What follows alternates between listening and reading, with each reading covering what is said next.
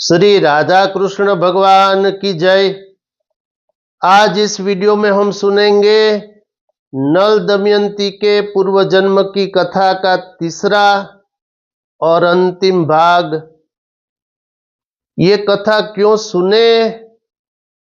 शास्त्र कहता है जो मनुष्य इस परम पावन चरित्र को सुनता है अथवा सुनाता है उसे इस लोक में सब सुखों की प्राप्ति होती है। मृत्यु के पश्चात उसकी परम गति होती है।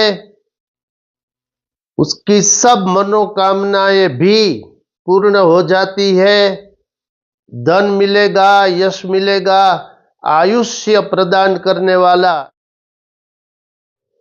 ये परम पवित्र आख्यान है। इसलिए कथा सुननी चाहिए, इतने लाभ है।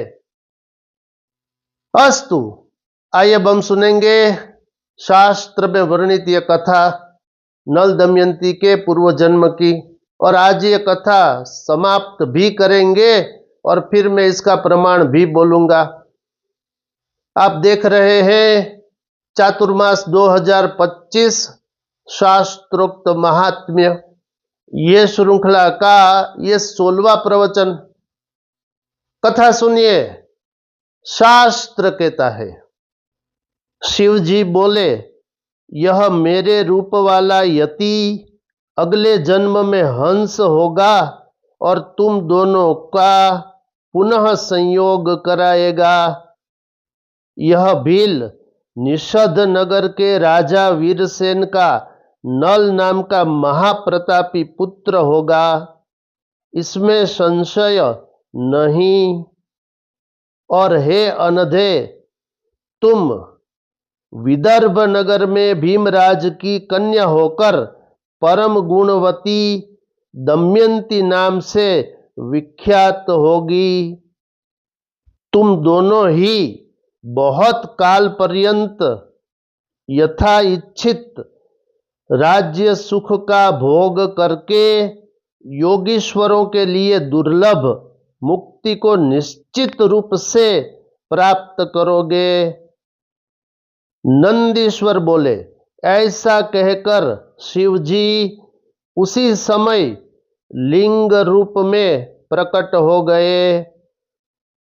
उनके द्वारा परीक्षा करने पर भी भील धर्म से विचलित नहीं हुआ, इसलिए वह लिंग अचलेश इस नाम से प्रसिद्ध हुआ।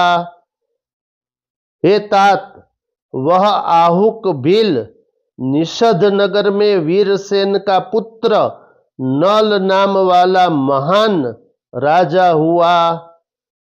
उसकी पत्नी आहुका भीलनी विदर्भ नगर के राजा भीमसेन की पुत्री दमयंती नाम से प्रसिद्ध हुई।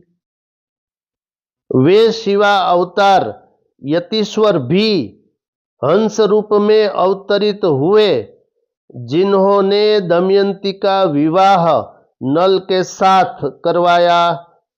पूर्व समय में उनके द्वारा किए गए अतिथि के सत्कार रूप महान पुण्य के कारण भगवान शंकर ने हंस रूप धारण करके इस जीवन में दोनों को महान सुख प्रदान किया।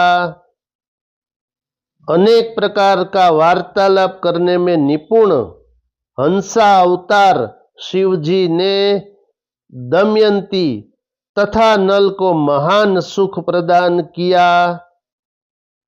पवित्र कीर्ति वाले यतीश्वर नाम के तथा हंस नाम के शिवा अवतार का यह चरित्र अत्यंत पवित्र, परम अद्भुत तथा निश्चय ही मुक्तिदायक है। जो यतीश तथा ब्रह्महंस नाम के अवतार के शुभ चरित्र को सुनता है अथवा सुनाता है, वह परम गति प्राप्त करता है।